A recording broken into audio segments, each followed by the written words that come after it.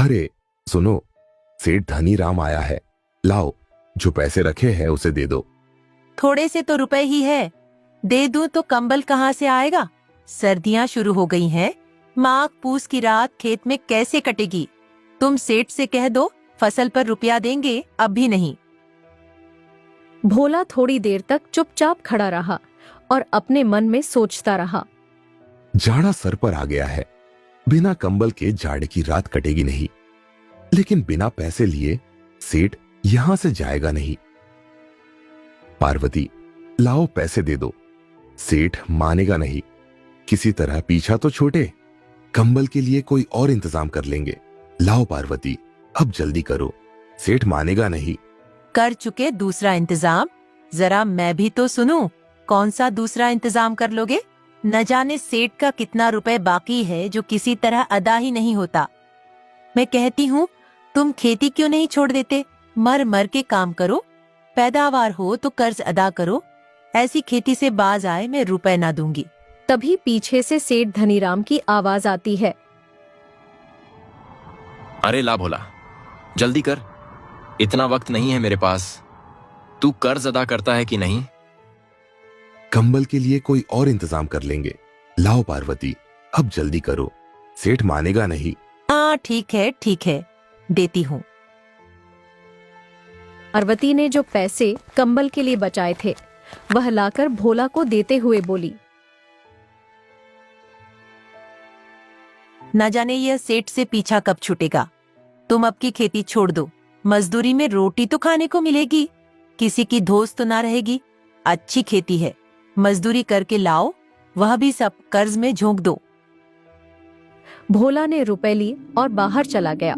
उसने एक एक पैसा काटकर कुछ पैसे कंबल के लिए जमा किए थे। वह आज निकले जा रहे थे। भोला ने सेठ को पैसे देते हुए कहा, ये लीजिए सेठ जी, अभी मेरे पास इतने ही है।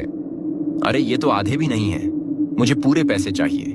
सेठ जी, फसल काटने के बाद आप बाकी के पैसे ले लेना, अभी मेरे पास इतने ही है।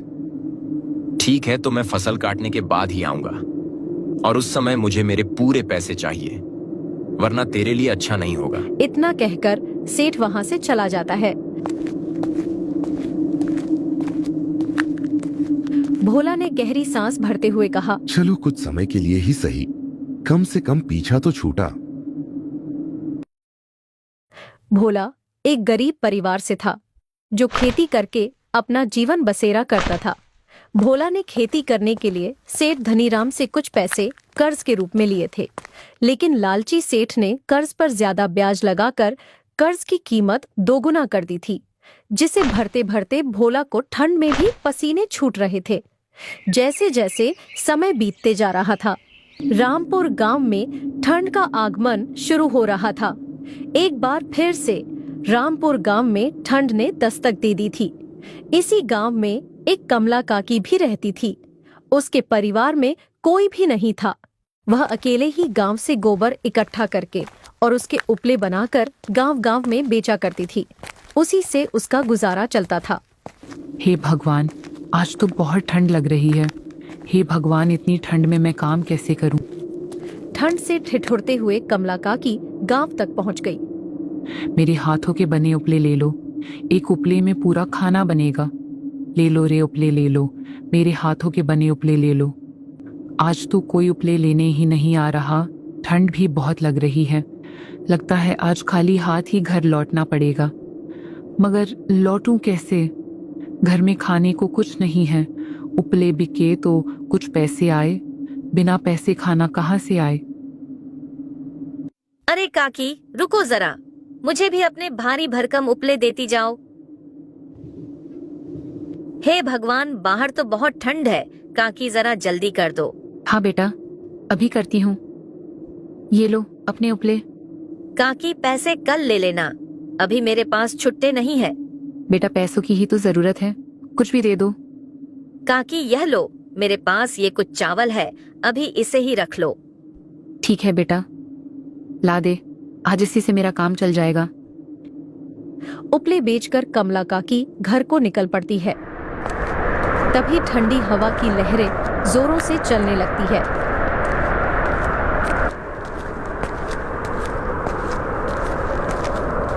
हे भगवान, बहुत ठंड लग रही है। बस किसी तरह घर पहुंच जाऊं तो कंबल ओढ़कर शरीर को गर्म कर लूंगी। बुढ़ापे में अब ये ठंड बर्दाश्त नहीं होती। हे ठंड, तू ही कुछ रहम खा इस बुढ़िया पर। ठंड से ठिठुरती हुई कमला काकी घर पहुंच जाती है और कंबल से अपने शरीर को ढककर आग के पास बैठ जाती है। हे भगवान, कुछ तो राहत मिली ठंड से। आज तो ऐसे लग रहा था मानो बस प्राण निकलने ही वाले हैं। थोड़ा आग और ताप लेती हूँ, इसके बाद वह चावल पका लूंगी। ठंड का कहर इस तरह उमड़ रहा था कि गांव वाले अब ठंड से परेशान हो गए। देखते ही देखते ठंड ने अपना विशाल रूप ले लिया। अंधेरी रात में कड़कती बिजली के साथ जोरदार बारिश हो गई।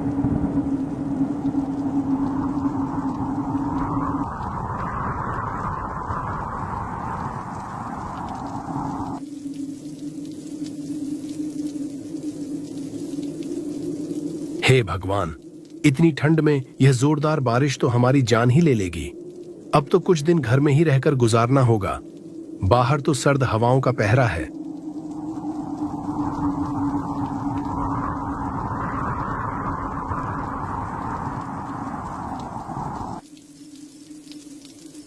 पार्वती, ये क्या हो गया?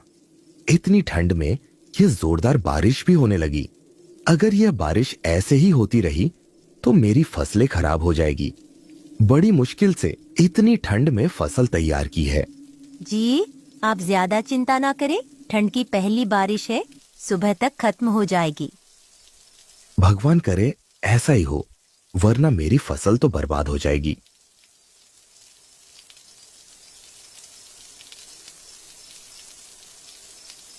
पार्वती, ठंड बहुत बढ़ गई है। जरा कुछ कंबल हो तो निकाल लो। अब कंबल कहाँ से लाऊं? जो कंबल के पैसे बचा रखे थे वह तो सेठ धनीराम ले गया। अब घर में ओढ़ने के लिए बस एक फटी चादर है, जिसे मैंने बच्चों को ओढ़ा दिया है। अब घर में कोई कंबल नहीं है। हे भगवान, ये कैसे दिन देखने पड़ रहे हैं। इतनी कड़कती ठंड में ओढ़ने के लिए एक कंबल तक नहीं है। एक काम करो पार्वती, जरा अंगीठी जला दो। थोड़ी गर्माहट तो मिले इस ठंड में। पार्वती ने अंगीठी जलाई और सबने बैठकर आग की गर्माहट ली। पूरी रात बारिश होती रही। बारिश ने तो ठंड में तापमान बिल्कुल ही गिरा दिया। लगातार 3 दिन तक बारिश होती रही। बारिश ने रुकने का नाम नहीं लिया। 3 दिन बाद बारिश रुकी, तब लोगों ने अपने खेत में जाकर देखा। भोला की खेत की सारी फसल खराब हो चुकी थी। हे भगवान, ये क्या हो गया? मेरी फसल बर्बाद हो गई। अब इतनी कड़कती ठंड में हम क्या करेंगे? एक फसल ही तो हमारा सहारा थी, वो भी बर्बाद हो गई। परसों सेठ भी अपना पैसा लेने आएगा और अब तो मेरे पास कंबल खरीदने तक के पैसे नहीं है। हे भगवान, इस भरी ठंड में हमारी सर्दी भरी रातें कैसे कटेगी? भोला घर पहुंचा। पार्वती, तुमने अंगीठी जलाई है क्या? आज ठंड के साथ तेज हवा भी चल रही है। जी, मैंने जला रखी है। बच्चों का ठंड से हाल बेहाल है।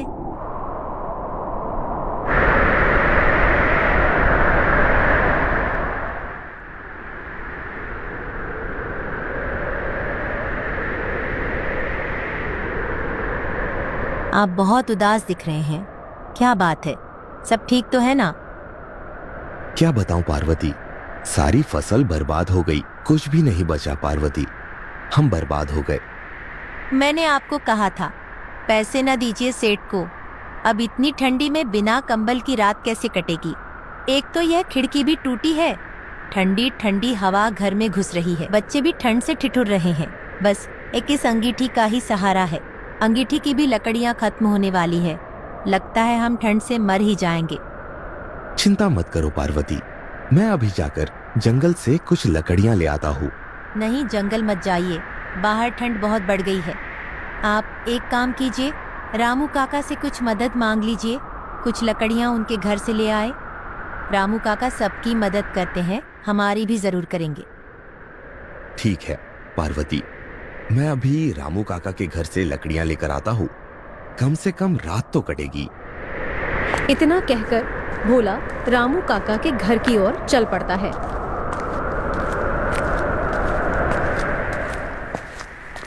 तभी अचानक भारी बर्फबारी होने लगती है। हे भगवान, ये क्या कर रहे हो? कभी बारिश कभी बर्फ, जान ही ले लोगे क्या इस गरीब की?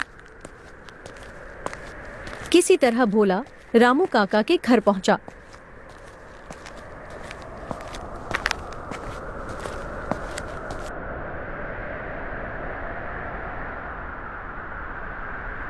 काका कुछ लकड़ियां दे दो, अभी बहुत ठंड है तो जंगल नहीं जा पाऊंगा।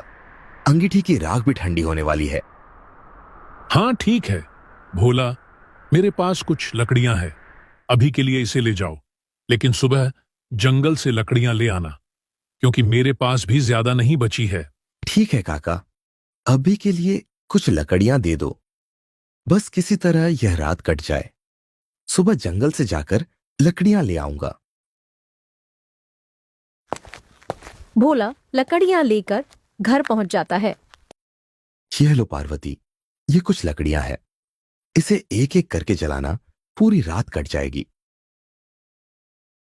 ठंड भरी वो रात किसी तरह भोला पार्वती ने गुजार ली। अगली सुबह सेठ भी भोला के घर आ धमका। अरे भोला कहाँ है? बाहर आ, जल्दी से मेरे कर्ज के बाकी के पैसे दे। ठंड बहुत हो रही है, मैं ज्यादा देर रुक नहीं सकता। भोला निराशा भरे मन से बाहर आता है।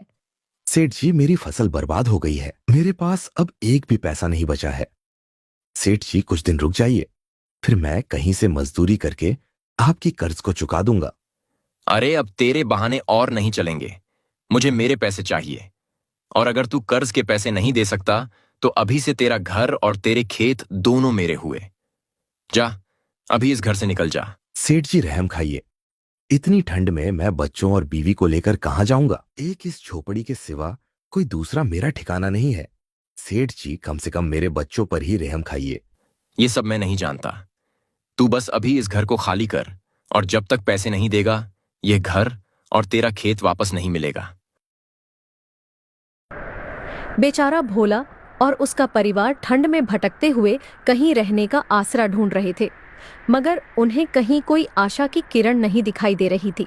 बहुत ठंड है, मुझसे अब और चला नहीं जाएगा। बच्चों की भी तबीयत बहुत खराब हो रही है। मुन्नी को बुखार चढ़ गया है, और ज्यादा देर ऐसे ही घूमते रहे तो हमारे यहीं पर प्राण निकल जाएंगे। अभी हम यहाँ नहीं रुक सकते, रात होने से पहले हमें सर ढकने के लिए कुछ तो ढूंढना ही होगा। जैसे जैसे दिन ढल रहा है, ठंड बढ़ती जा रही है। बहुत दूर चलते चलते उनको एक झोपड़ी दिखाई देती है। पार्वती वहां देखो, वहां एक झोपड़ी है। चलो वहां जाकर पूछते हैं, क्या पता उन्हें ही हम पर रहम आ जाए और वह हमें अपनी झोपड़ी में आश्रय दे दे। भोला का परिवार वह झोपड़ी के पास चला जाता है। कोई है क्या? इस गरीब की मदद करे, कृपया करके इस गरीब की मदद करे। भोला कई बार आवाज लगाता है, मगर झोपड़ी के अंदर से कोई आवाज नहीं आती है। लगता है इस झोपड़ी में कोई नहीं है, एक बार अंदर चलकर देखना चाहिए। भोला झोपड़ी के अंदर जाता है। झोपड़ी में चारपाई और कुछ कपड़े रखे थे, पर वहां कोई दिख नहीं रहा था। हम कुछ देर इस झोपड़ी में रुक जाते हैं, शायद झोपड़ी का मालिक आए तो उनसे हम अपनी परेशानी बताएंगे, क्या पता उन्हें हम पर दया आ जाए। ऐसा सोचकर वह उस झोपड़ी में रुक जाते हैं, और वहीं पर एक अंगीठी जलाकर उन्होंने बच्चों को अंगीठी के पास बैठा दिया। अंगीठी की गर्माहट से उन सभी ने चैन की सांस ली। चलो, कुछ तो गर्माहट मिली, कब से ठंड में भटक रहे थे। अंगीठी की राख खत्म होने वाली है। आप एक काम कीजिए, बाहर से कुछ लकड़ियां ले आइए, ये अंगीठी कुछ देर में ठंडी पड़ जाएगी। तुम बच्चों का ध्यान रखना, मैं अभी लकड़ियां लेकर आता हूँ। लकड़ियों की तलाश में भोला कुछ दूर चला ही था कि अचानक उसकी नजर एक बुढ़िया पर जाती है, जो ठंड में नीचे जमीन पर गिरी हुई थी।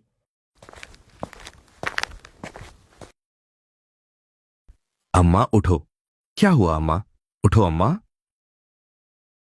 लगता है ज्यादा ठंड की वजह से अम्मा ठंडी पड़ गई है और बेहोश होकर यहां गिर गई। भोला अम्मा को लेकर उस झोपड़ी में आ जाता है। ये कौन है और इन्हें क्या हुआ? पता नहीं, यह जमीन पर बेहोश पड़ी हुई थी। शायद ठंड लग गई है। इन्हें यहाँ अंगीठी के पास लेटा देता हूँ। थोड़ी गर्माहट मिले तो शायद इनकी आंखें खुले। थोड़ी देर शरीर को गर्माहट मिलने के बाद कमला काकी की आंख खुल जाती है। अरे बेटा, कौन हो तुम? मैं तो घर आ रही थी। अचानक ठंड की वजह से मैं चक्कर खाकर गिर गई। इसके बाद मुझे कुछ भी याद नहीं। अच्छा अम्मा, तो यह आपका घर है। अम्मा, मैंने जब तुम्हें बेहोश देखा तो मैं तुम्हें उठाकर झोपड़ी में ले आया। लेकिन बेटा, तुम यहाँ कैसे? और तुम्हारा पूरा परिवार भी यहाँ है। भोला कमला काकी को अपने साथ हुई सारी घटना के बारे में बता देता है। हे भगवान, सत्यानाश हो उस जालिम सेठ का, जो इतनी तड़पती ठंड में तुम्हारे बच्चों बीवी सबको घर से बाहर निकाल दिया। अरे कम से कम बच्चों पर ही तरस खा लिया होता। ना जाने यह अमीर लोगों का दिल कहाँ मर गया है। बेटा, एक काम कर, वह जो उपले रखे हैं उसको अंगीठी में डाल दे, नहीं तो आग बुझ जाएगी।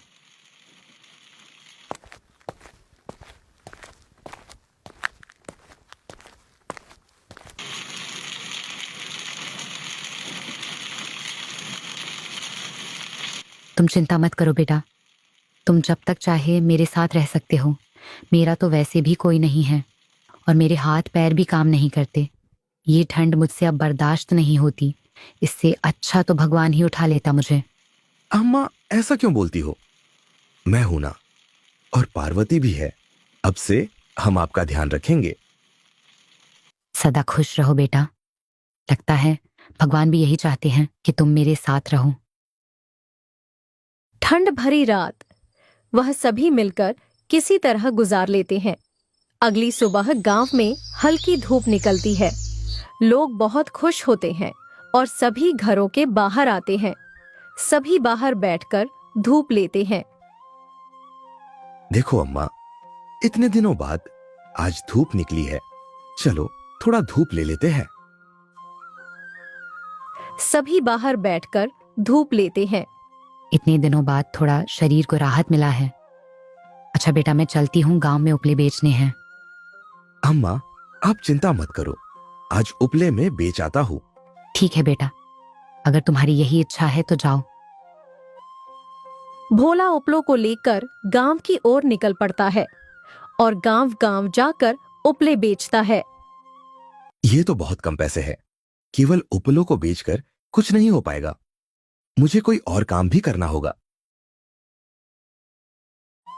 उपलों को बेचकर आए पैसों से भोला कुछ राशन ले आता है। यह लो पार्वती, ये कुछ राशन है। इससे सबके लिए गर्मा गर्म खिचड़ी बना दो। अम्मा, मैं एक काम करता हूँ, जंगल से जाकर कुछ लकड़ियां ले आता हूँ और उसे भी गांव में बेच दिया करूंगा। इससे थोड़ी बहुत और आमदनी हो जाएगी।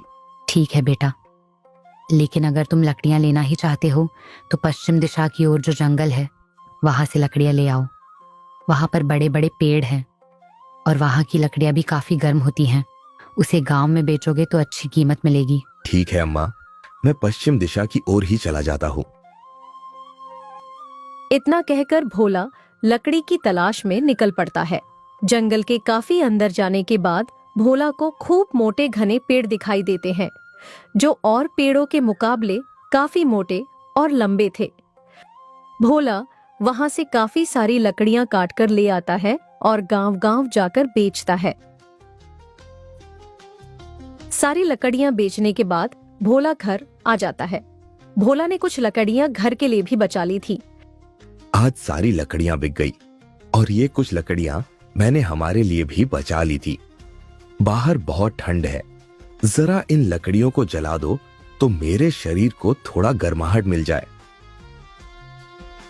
फिर पार्वती उन लकड़ियों को जला देती है। उन लकड़ियों के जलते ही पूरा कमरा बिल्कुल गर्म हो जाता है। वह लकड़ियों की आग में न जाने कौन सा तेज था जो पूरे कमरे में गर्मी फैल जाती है।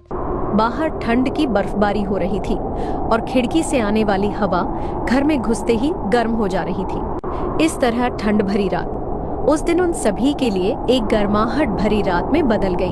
अगली सुबह फिर भोला लकड़ियों के लिए जंगल की ओर निकल पड़ता है। लकड़ियां लेकर जब भोला गांव पहुंचा तो भोला की लकड़ियां खरीदने के लिए लोगों की एक भीड़ सी जमा हो गई।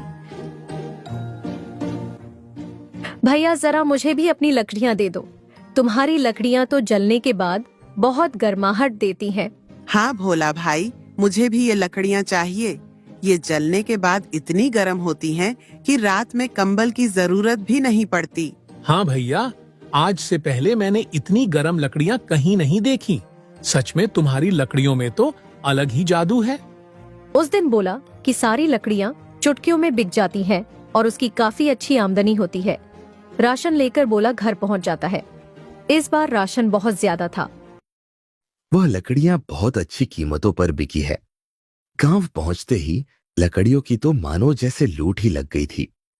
अब हम इन लकड़ियों को बेचकर अच्छे पैसे कमा लेंगे। हाँ बेटा, ये बहुत पुरानी लकड़ियां हैं। बहुत समय पहले मेरे दादा परदादा उसी जंगल में रहा करते थे। वहाँ के ज्यादातर पेड़ उन्हीं की देन है। इस तरह भोला लकड़ियों को बेचकर काफी अच्छे पैसे कमाता है और कुछ ही समय में भोला सेठ धनीराम का सारा पैसा लौटा देता है और साथ ही अपना घर और खेत दोनों छुड़वा लेता है। अब भोला और उसका परिवार वापस अपने घर में आ गए थे। कमला काकी भी अब भोला के साथ ही रहा करती थी। भोला ने जंगल से लकड़ियां लाना बंद नहीं किया। इस बार की ठंड गांव पर कहर बनकर तो जरूर टूटी थी, मगर भोला की वजह से अब गांव वालों की सर्दियां बहुत मजे से कट रही थीं। अगर आपको हमारी ये वीडियो अच्छी लगी तो प्लीज़ हमारे फेसबुक पेज को लाइक, शेयर, कमेंट और फॉलो ज़रूर करें।